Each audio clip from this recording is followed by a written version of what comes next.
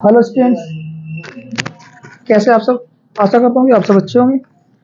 Students, इस video में हम डिस्कस करेंगे, एनालिसिस करेंगे सेट 3 के 3 मार्क्स के क्वेश्चंस, है ना। ये मैंने पहले सोल्व किए हुए हैं जिससे कि वीडियो ज़्यादा लंबा ना हो जाए। आप मैच कर सकते हैं, याद कर लेना आप क्वेश्चन पेपर में क्या कर कर आए थे, ठीक है ना।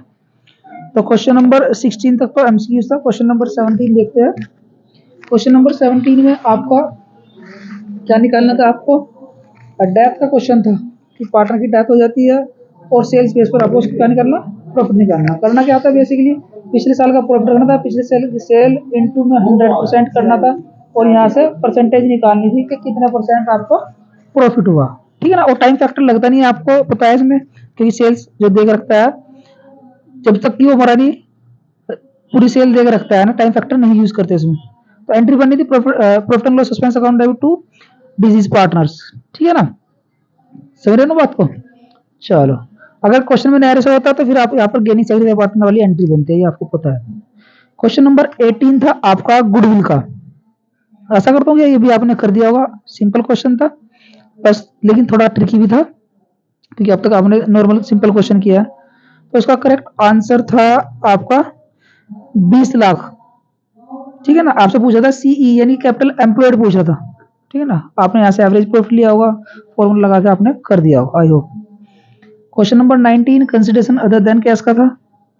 इसमें 3 लाख की आपकी गुडविल आई होगी, ठीक है ना। और उसको आपने 4,60,000 रुपये बैंक कर दिए थे और 4,000 डिवेंचर बने होंगे, प्रीमियम पे आपने इसको इसी किया था, ठीक है ना। ये भी आपने क्वेश्चन कर दिया होगा, ठीक है। तो क्वेश्चन नंबर 19 का अगर जिसने और वाला किया होगा उसमें भी गुडविल आई थी, लेकिन गुडविल 8 लाख की आई होगी आपकी।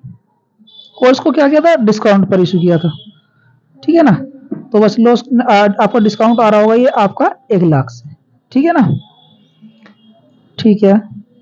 और क्वेश्चन नंबर 20 देखते हैं। 20 का ए था पार्ट और बी पार्ट था। ए पार्ट में नेट प्रॉफिट गिवन था आपका 22,600 का, है ना।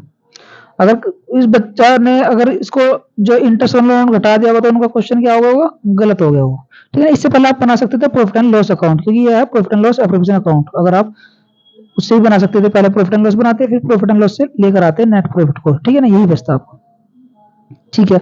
इस पे इंटरेस्ट ऑन ड्राइंग को आपने ऐड कर दिया होगा और ठीक है, इंटरेस्ट ऑन कैपिटल निकाल दिया होगा और आपका करेक्ट आंसर आया होगा 15,800 और 15,800 को आपने डिस्ट्रीब्यूट कर दिया होगा ऑल रेशो में, ठीक है ना। और इसके बी पार्ट में था आपका पास्ट एडजस्टमेंट का क्वेश्चन। एंडिंग कैपिटल गिवन थी, एंडिंग कैपिटल से आपने ओपनिंग कैपिटल बनाई होगी। ओपनिंग कैपिटल आपको पता है कैसे बनाते हैं, ड्राइंग को प्लस करते हैं और प्रॉफिट को माइनस कर देते हैं, ठीक है ना। आपने ऐसा किया होगा और 10% निकालना था, आपने डायरेक्ट 10% निकाल दोगे, एक एक जीरो क्या कर दोगे, कम होगी, ठीक है ना। रॉन्गली डन आप एंट्री पास करी होगी आपने डीस कैपिटल अकाउंट डेबिट टू आर्स कैपिटल 5,600 से, ठीक है। और क्वेश्चन नंबर देखते हैं 21। इसमें आपसे नोट्स टू अकाउंट्स पूछा गया था, एक्स्ट्रा बैलेंस शीट थी, ठीक है ना। यानी कि आपको बस प्रेजेंटेशन करनी थी बैलेंस शीट की। शेयर कैपिटल में आपने ऑथराइज शेयर कैपिटल लिखा होगा, जितने शेयर इशू करते हैं वैल्यू, ठीक है ना, डबल लाइन मार देते हैं इस पे, ठीक है ना। इशूड कैपिटल, फिर आपने सब्सक्राइब कैपिटल लिखा होगा, सब्सक्राइब में फुल्ली पेड लिख दिया होगा और लास्ट में आपने लिखा होगा subscribe but not fully paid up. और किसी बच्चे ने अगर इसको सब्सक्राइब में इसी में लिख दिया होगा तब भी आपका करेक्ट आंसर माना जाएगा, ठीक है ना। और क्वेश्चन नंबर, क्योंकि प्रेजेंटेशन है, आप दोनों तरह से प्रेजेंटेशन इसको कर सकते हैं। क्वेश्चन नंबर था इसके बाद 31, ठीक है ना।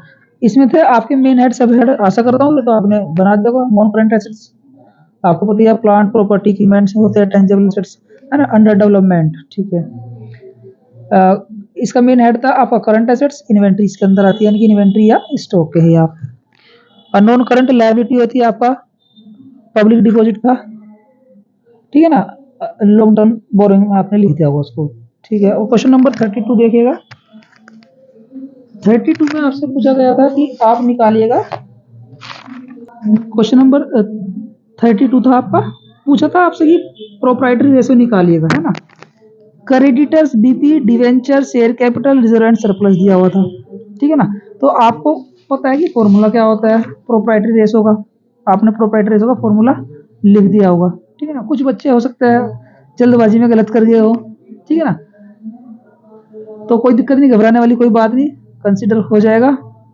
और इसका करेक्ट आंसर क्या था, 0.6:1 की फॉर्म में आता है। ये आपका टोटल एसेट्स बन गया होगा 25 लाख का, और एसएचएफ बना होगा आपका 15 लाख का, ठीक है ना।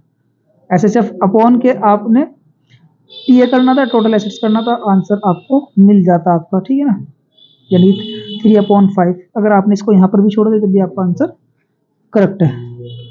अगर वीडियो अच्छी लगी हो स्टूडेंट्स तो वीडियो को शेयर करें, लाइक करें एंड सब्सक्राइब करें। Okay students.